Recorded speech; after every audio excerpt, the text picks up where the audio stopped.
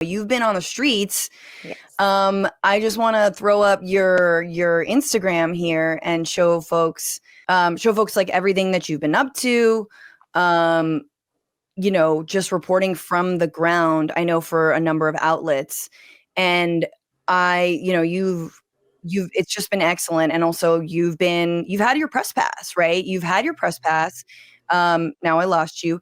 You had your press pass, and you've been behind, I guess, in the press area. But can you explain to me, like, when you're rolling up to these demos, what is it like as a member of the press? And we saw the other day an Australian reporter get flashbang grenaded shot in her leg. I believe it was a flashbang. I don't know if it was a rubber bullet. I think it was a flashbang grenade. Just talk about what it's like reporting and also trying to stay out of, harm's way. Yeah, it's been really interesting. These protests or the response to the protests have felt very different than, some of the escalation that we've seen before. For instance, I was here when the BLM protests were happening, and, the police escalated things just as violently, but it does feel like a slightly different and more escalated tactics that they're utilizing, particularly when it comes to the press's ability to report on what's actually happening. So essentially, when I showed up on Sunday, because these protests started in neighborhoods on Friday, and then it escalated towards showing up en masse by the federal building and city hall, which are right next to each other. So on Sunday was the first big major protest, and that's the one that I showed up to. So essentially what happened is we were with the crowd. The press was with the crowd. There wasn't a problem until LAPD showed up. And that's when they started using their kettling tactics. They have another tactic called the crossbow. And I've been to enough of these protests through, the over a decade that I've been attending them, not as press, to know exactly what type of formations they like to do before they actually escalate things. So I started reporting on the fact that, like, within 5 minutes of me being there, they started their formations, but it did take a while for them to start kettling. And so essentially they segregated the press away from the crowd so that they could push the crowd back with force. It wasn't just, oh, we're moving in a line and we're telling you to step back. It was much more than that. And so this is to separate you, so you either couldn't report on it or to keep you safe. Like, was it, or both? Yeah. So what I'm used to in these types of situations is that they will say, press, get behind the police so that we can move this line back. But they never separate us from the crowd. They just say, get behind us, which is, it only separates you by like a couple feet. What they did this time is that they kettled the press. So they told us to get 100 feet behind them, behind their police cars. And they told us, you're not allowed to go back in to the crowd. And you're not allowed to go the opposite direction, because we were in the middle of the road. So there was this way out to the left, this way out to the right. They wouldn't let us go in either direction.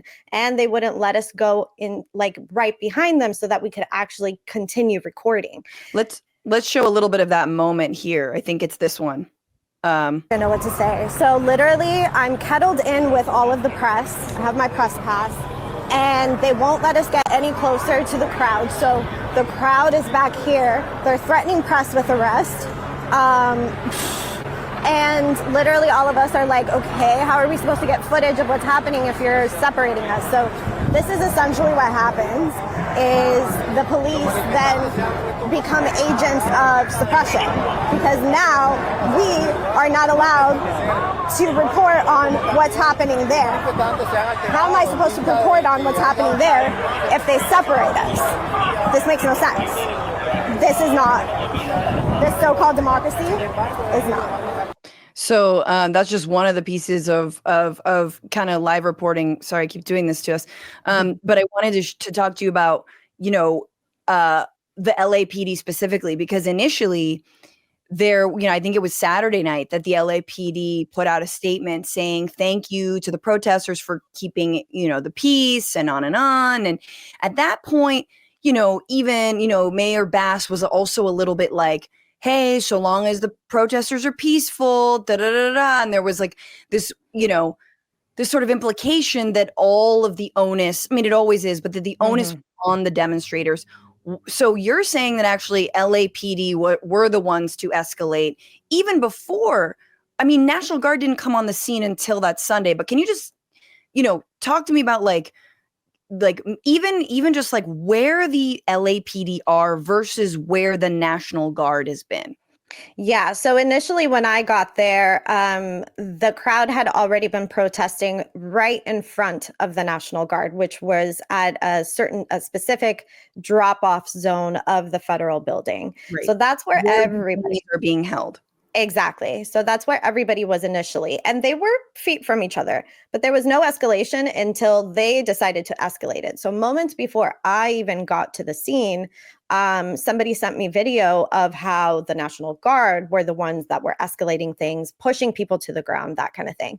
But there were no rails or anything. People were just, using their First Amendment right.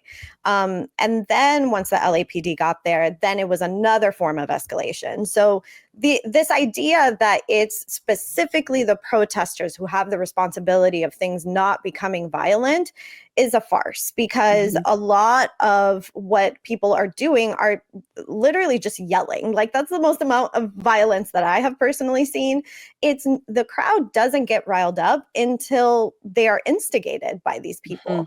And so, yeah, what I'm hearing on the ground is people are extremely upset with the Democrats right now, particularly Gavin Newsom, Karen Bass. Like, a lot of what they are doing, it doesn't feel like opposition. It just feels like, hey, play nice, and we promise we'll try and we'll say some words to Donald Trump about not escalating things.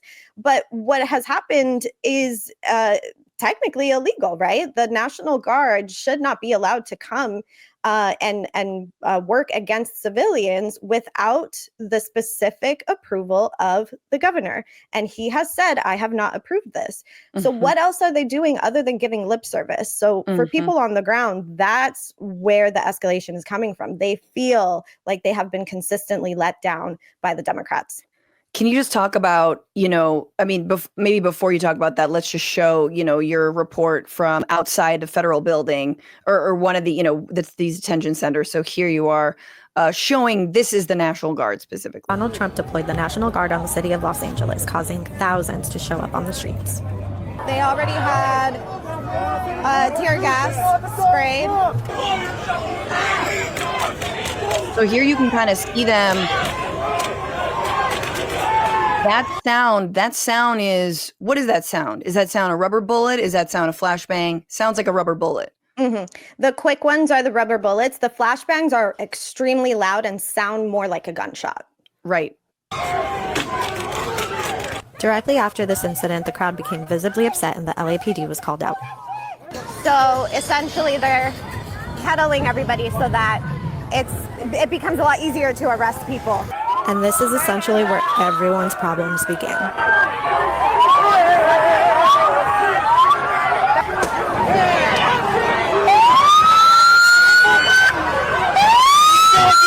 Now, Constanza, is it fair to say that LA, that basically like the initial National Guard that were protecting or trying to protect, the detention centers from being protested? I mean, truly, nobody is trying to gain violent access to any of these places.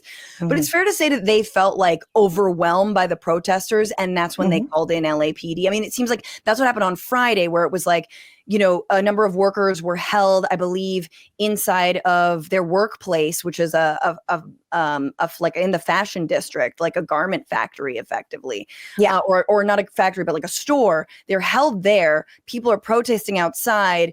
ICE felt overwhelmed and was like, LAPD, right? Like it's kind of, that seems to be the pattern, is like protesters overwhelm. Yeah. Then they start to, again, as you saw, shove people, push people, start, firing rubber bullets at very close range, which only makes the crowd even angrier and more incensed. But so it feels like you just capture right there, like a repeat of like what we've been seeing playing out in these last 5 days.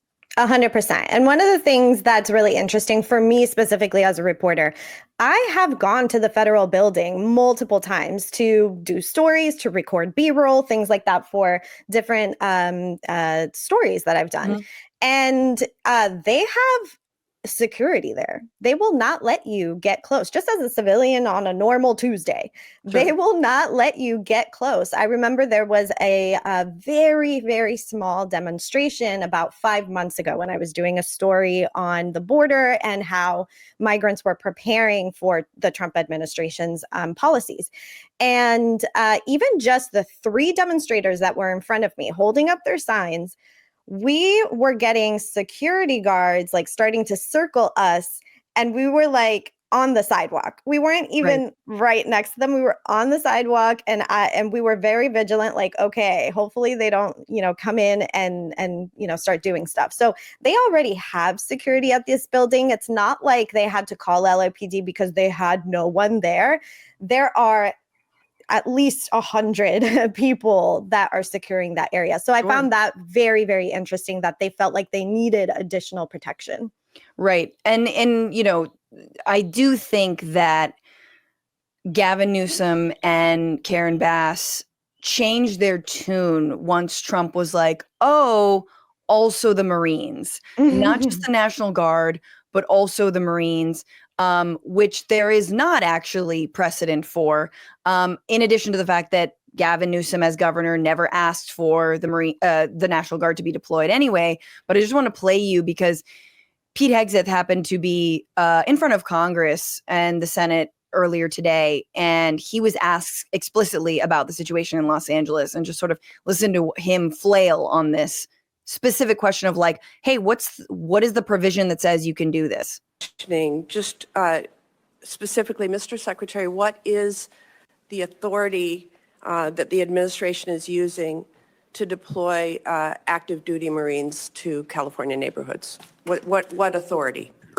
Senator, the president has constitutional authority in order to support. Cite the provision of the Constitution. I'd have to pull up the specific provision, but our Office of General Counsel, alongside our leadership, has reviewed and ensured in the order that we set out that it's completely constitutional for the president to use federal troops to defend federal law enforcement.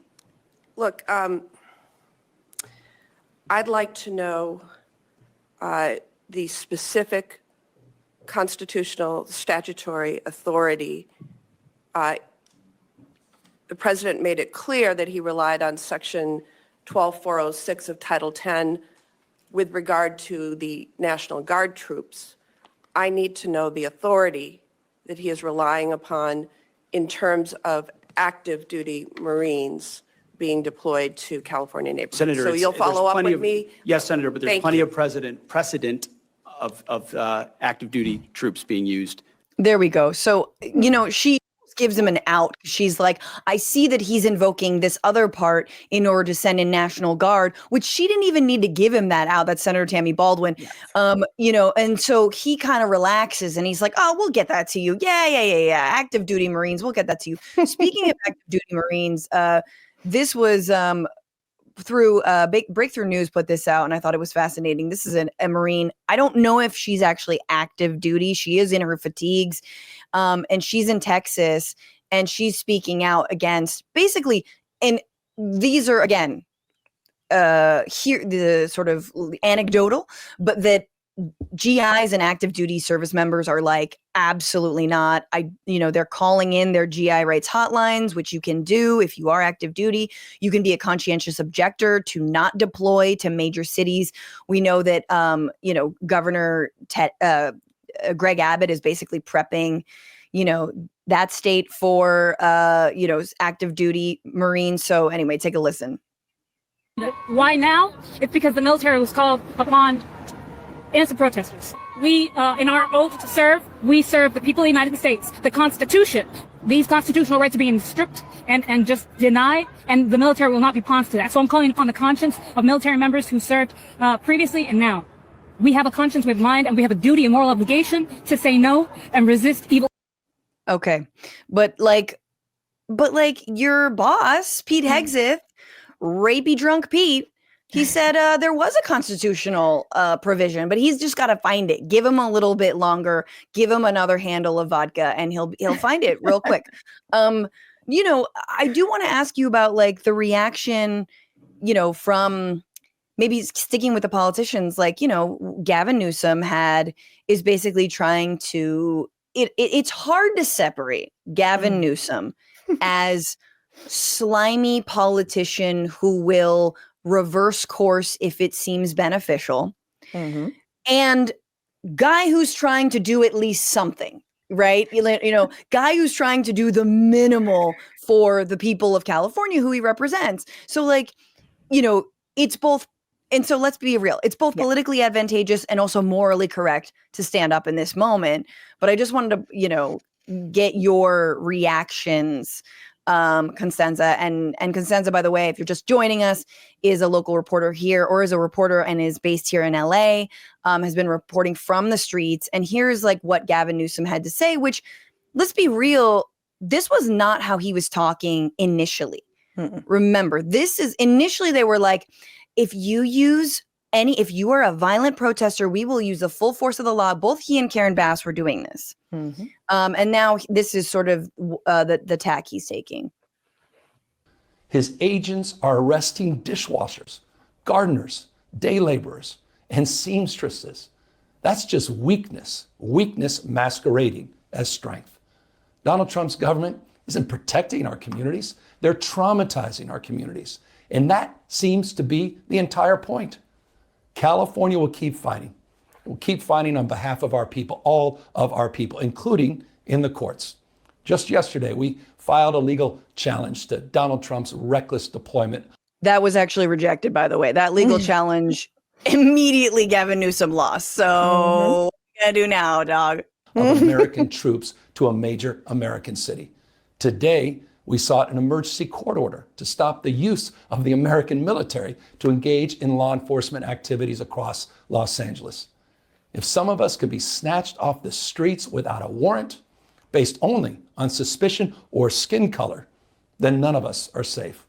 Authoritarian regimes begin by targeting people who are least able to defend themselves, but they do not stop there. Trump and his loyalists, they thrive on division because it allows them to take more power and exert even more control. And by the way, Trump, he's not opposed to lawlessness and violence as long as it serves him. What more evidence do we need than January 6th? Ask everyone. Take time, reflect on this perilous moment. A president who wants to be bound by no law or constitution, perpetuating a unified assault on American traditions. This is a president who in just over 140 days has fired government watchdogs that could hold him. Okay, that's enough. There's, I like, it's good. I'm glad. It's fine. I'm glad that he says people, they're arresting dishwashers. But I did want to ask you, like, what are the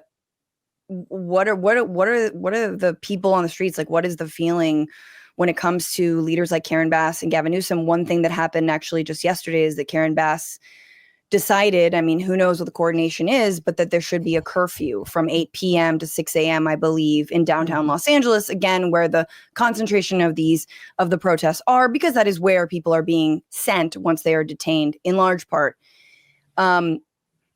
Curfews get people arrested. Curfews are a weapon of the cops. They love that shit. Again, unverified, but we saw the other night a young woman get, I think, shot with a rubber bullet in her stomach while she was trying to go home. Saw that on social media. Just give me your sense of like what these curfews do, the kinds of like leadership that you feel like we actually need right now.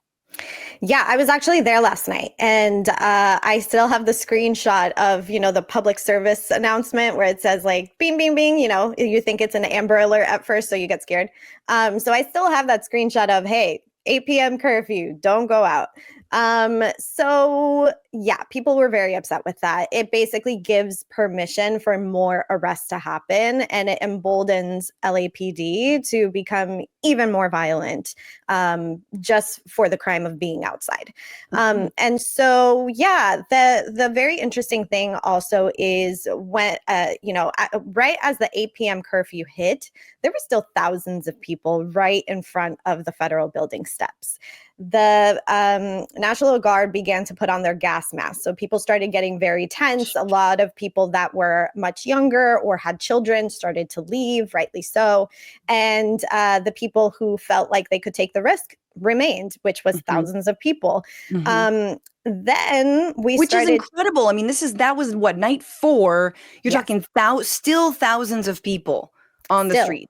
Yes. And it was really funny because it did feel like the calm before the storm. Right around 7 o'clock, I was like, this feels a little too quiet out here. Like Sure. there were marchers. It's always when dusk comes down and they're like, all right, cover of night, we're going to start cracking skulls. Exactly. Yeah. So, there were protesters all around. They had been coming in and coming out and circling the block and all of that. But it felt weirdly calm. And then 7:30 hits and all of those thousands of protesters begin to convene right in front of the steps. Now, what was interesting about last night is that it was the messaging was very specific to being peaceful protests because there were church leaders that were there to do. It was a vigil, correct? It was a prayer vigil, exactly. And I have pictures that I haven't been able to post yet about it, but it was actually really beautiful. And, they were right in front of the steps. 8 p.m. hits, people with children start to leave. And then I'm like, okay, how long are they going to push this curfew? So 8:15 is when the LAPD again started their kettling tactics. So they started their formations. Here come the horses. Here come the people with their, rubber bullet things. I forget what those little weapons are called, but they started making their formations. They pushed everybody out from the front steps out into the side streets, and people again were giving them space. And then I actually have a video of this that I'm going to post later. I am reporting on camera and I start hearing boom, boom, boom, boom, boom. And we're looking around like, what happened? Because there's like nothing's happening here. They started shooting up into the steps. So the protesters weren't even in their area. There was like an elevation and a bridge, and they started shooting up into that crowd. So everybody starts dispersing. And again, giving them space. But this is what happens is the police begin intimidating the crowd, instigating the crowd, shooting for no reason. And of course, balos are going to start to fly. Of course, they're going to start to throw things. Of course, they're going to start to get upset because you're instigating them. Can you talk about maybe how some of like the fires might have started? We've seen like cop cars. There was under an overpass, a cop car on fire. To be fair, LAPD parked their asses under this overpass, did not secure what was over them, and then started, as you just mentioned last night, this was 2 nights ago or 2 days ago, started shooting up into the people who were on that bridge. So what do you think is going to happen, right? But I'm also hearing reports of people saying, look, we're throwing back like flashbang canisters back down at the cops to get them away from us.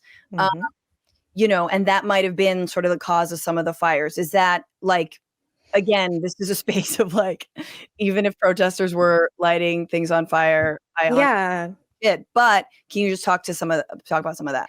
Absolutely. And there's so much to be said about the Waymo cars being set on fire. So I have video of before they were set on fire. So they were lined up. I guess Waymo has like this thing where they will lock the car.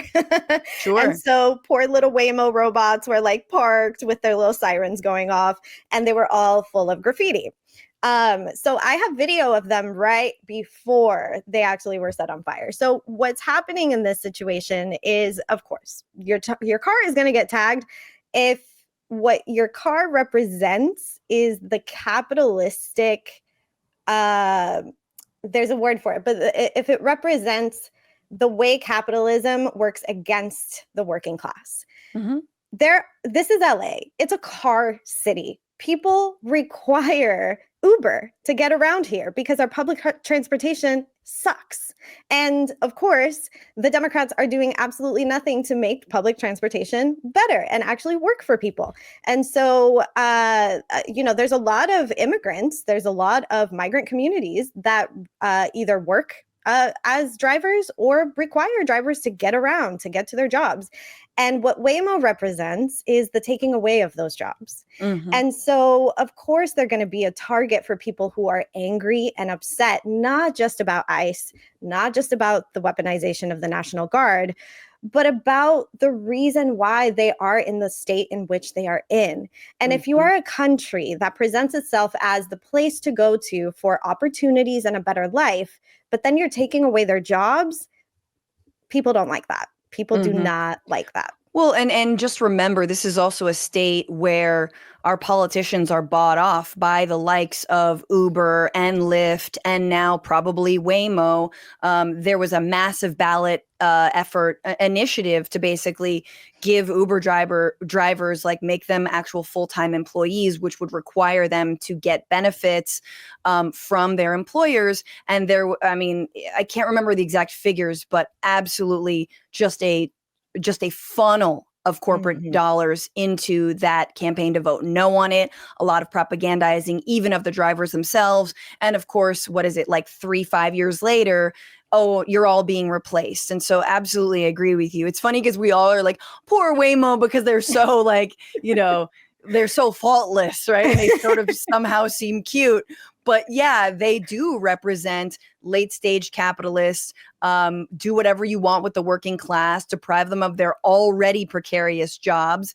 And this city, I think, is so emblematic of that because of the ways that we pour all of our funding into things like police and none of our funding into actual public transportation, into actual safety. I talk a lot about this, but like, you look at the line items on the budget of LA and we don't have street lights. We don't have sidewalks that are fixed, right? It is a very individualistic city.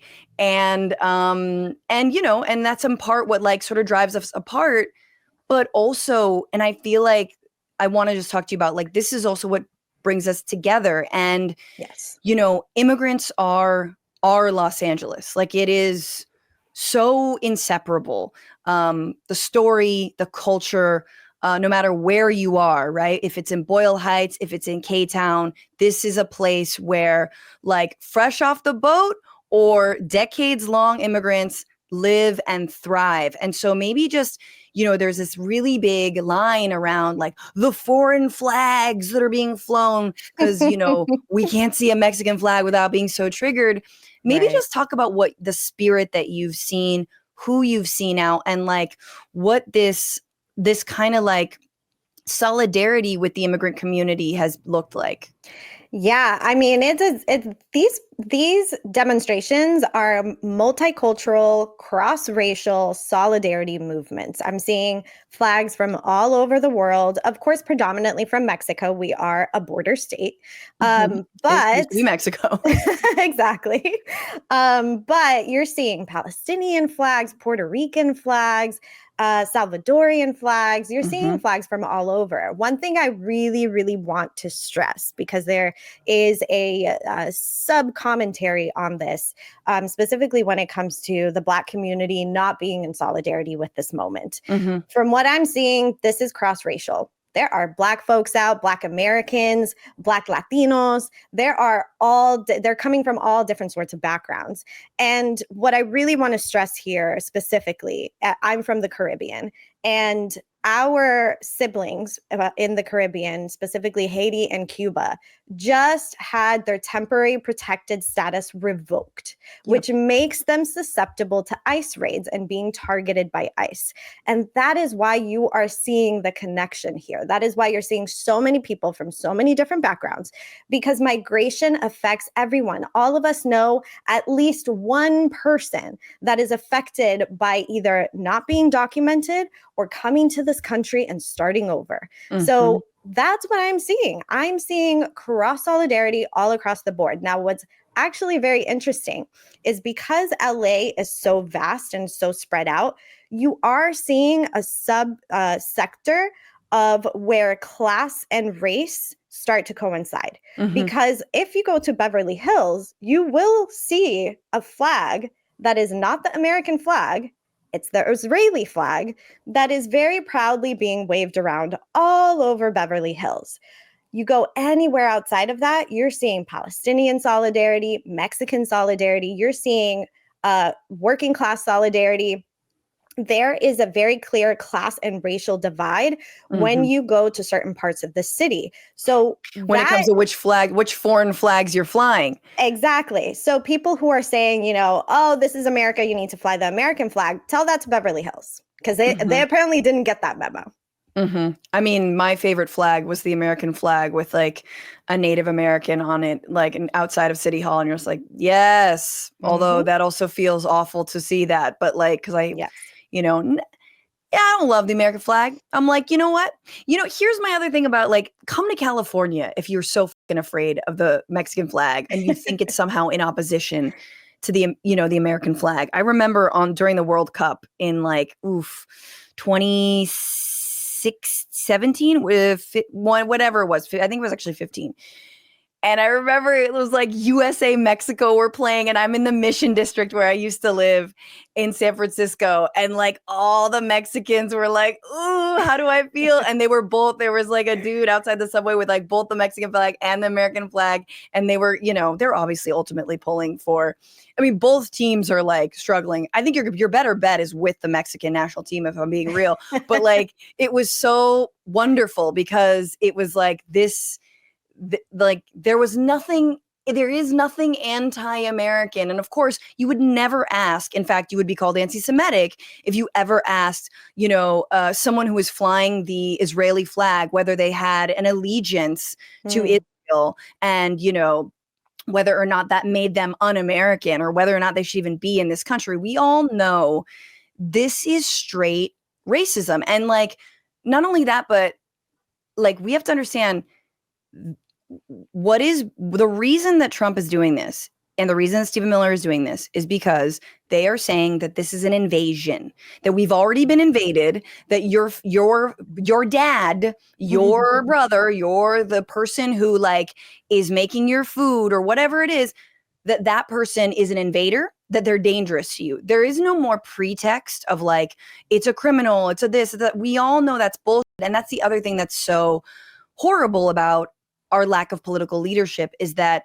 you're not seeing enough of the Democratic politicians. In fact, 75 Democrats voted to be like, yay, ICE. ICE is great. That there's not enough narrative of being like, actually, when you give an inch to the narrative that being undocumented makes you a criminal, they take a mile. They take a whole city. And that's what they're trying to do. And they're trying to make an example out of this city that, like, I don't get upset at the shit that Trump says very much, because you're just like, I expect it. You expect it, yeah. But my guy the other day straight up said Los Angeles is on fire, and then smirk, kind of like the way it was on fire a few months ago. And I'm like, ooh, you dog. Like, there's nothing that makes me more fucking mad. This is a motherfucker who couldn't even come visit the victims of the Eaton fire in Altadena, historically Black neighborhood. Like, you're like, oh, okay, cool. He had 5 days here, right? We know this. He was just in, or outside Mel Gibson's house trying to see if they could salvage any Nazi memorabilia that got lost in the fire. What's going on, Frantifa? If you haven't already, subscribe to this channel right now. Hit that button. And also, you can become a patron and support the show every single week. Get access to bonus episodes and exclusive merchandise. Patreon.com/Bitchuation Room. Do it.